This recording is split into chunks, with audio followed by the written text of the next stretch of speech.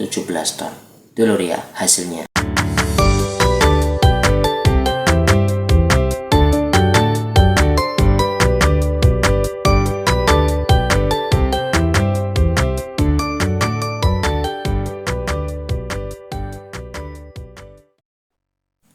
Assalamualaikum warahmatullahi wabarakatuh. Selamat malam sahabat semuanya.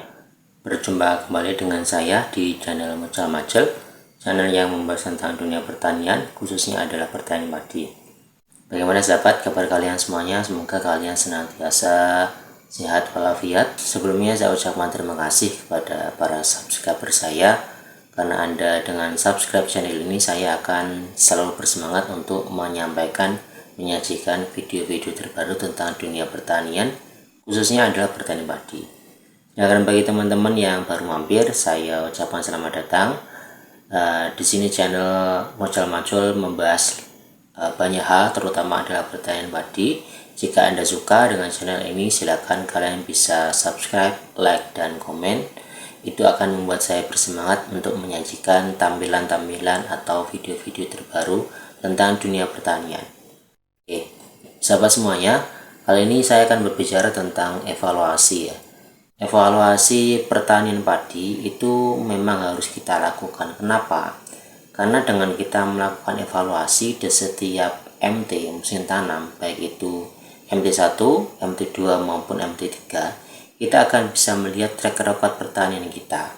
Petani kita di Indonesia dari tahun ke tahun, dari MT ke MT itu hasilnya gitu-gitu aja, tidak ada peningkatan ya, karena sebagian besar petani di Indonesia itu tidak melakukan evaluasi ya. Evaluasi terhadap MT-MT sebelumnya itu perlu dan penting kita lakukan, karena dengan kita melakukan evaluasi kita akan tahu bagaimana kelemahan kita, bagaimana kekuatan kita, metode mana yang paling bagus, pengendalian apa, baik itu pestisida yang kita gunakan maupun cara apa yang paling efektif untuk menekan hama dan penyakit. Kemudian pupuk apa yang paling bagus dan efeknya itu bagus untuk tanaman. Bagaimana juga metode pemupukan.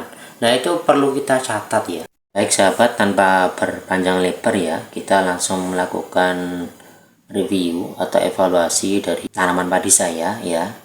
Di sini saya tanam seluas 42 are ya. Ini varietasnya adalah Inpari 49 ya. Kemudian saya tanamnya ini di tanggal 12 Agustus ya, tahun 2024. Ini kalender Masehi. Kalau kalender hijrahnya ini adalah tanggal 7. Sebelumnya informasi, saya tidak menggunakan pupuk bokasi ataupun saya tidak menggunakan pupuk kompos. Saya hanya komposnya itu menggunakan jerami. Jadi jeraminya itu saya olah lagi setiap akhir musim itu saya olah lagi langsung di lahan. Jadi dibajak diolah lagi. Kemudian pH tanahnya di sini saya ukur itu adalah 4,7 ya. Kemudian pupuk kimia dari luasan 42 hari ini saya menggunakan cukup banyak pupuk kimia yang saya gunakan. Ini adalah sebanyak 430 kg dengan sistem tabur ya, Kemudian kendalanya itu di masa vegetatif itu adalah tikus dan asem-aseman ya, Nah, tikus ini serangannya sekitar 5% ya, kurang lebih 5%. Kalau asem-aseman ini menyeluruh. Ini asem-aseman ini gejalanya itu tidak di awal tanam, tapi sekitar usia 35 HST ya. Jadi sekitar 35 HST itu mulai daunnya itu warnanya itu menguning ya, oranye menguning, dan saya cek itu sebagian juga mati. Saya cek akarnya, ternyata akarnya itu karat ya, itu adalah tanda asem-aseman. Kemudian kendala saat masa generatif itu keluar malenya itu nggak bisa serempak. Kenapa hal itu bisa terjadi? Karena bedoan yang paling bawah itu kan dia menampung air ya, airnya itu selalu terjamin, jadi airnya itu nggak pernah sat. Nah, itu yang membuat pertumbuhannya itu normal. Nah, yang di atas, bagian atas ini kan airnya kurang.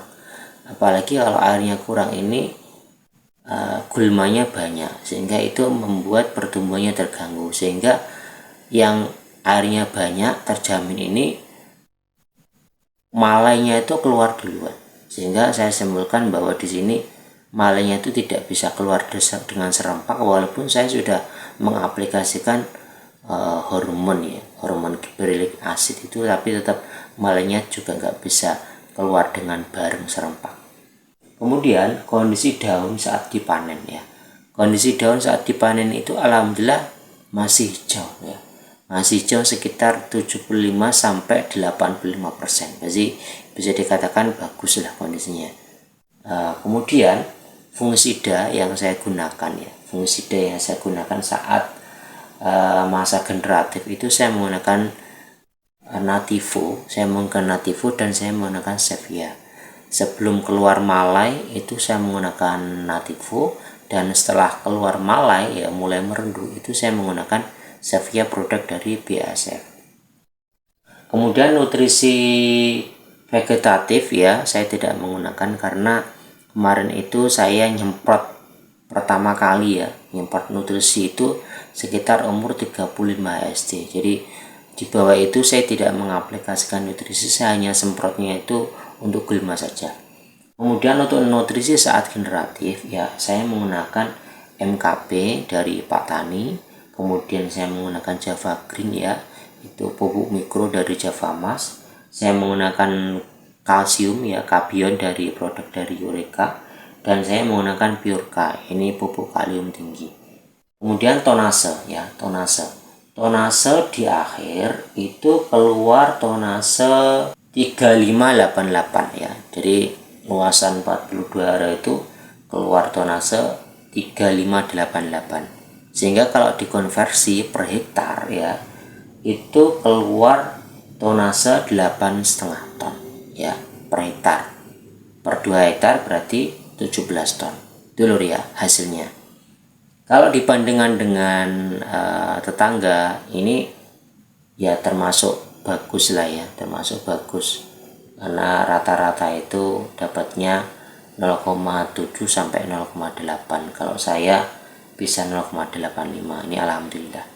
Kemudian kendala lain ini yang saya amati, karena musim tanam ketiga ini kan curah hujannya bisa dikatakan nggak ada lah, jadi pengairannya itu dari air sumur sibel, sehingga kalau kondisinya seperti ini memang biasanya itu gulmanya banyak. Apalagi kemarin itu ketika saya semprot Erosgol ya, itu kurang merata, jadi saya semprot herbisida pratumbuh itu kurang merata, sehingga pertumbuhan gulmanya itu kurang bisa ditekan. Nah, inilah yang mengakibatkan kemudian kendalanya adalah di air sama di gulma ya, airnya kurang terjamin lah, sama gulmanya juga lumayan ya gitu.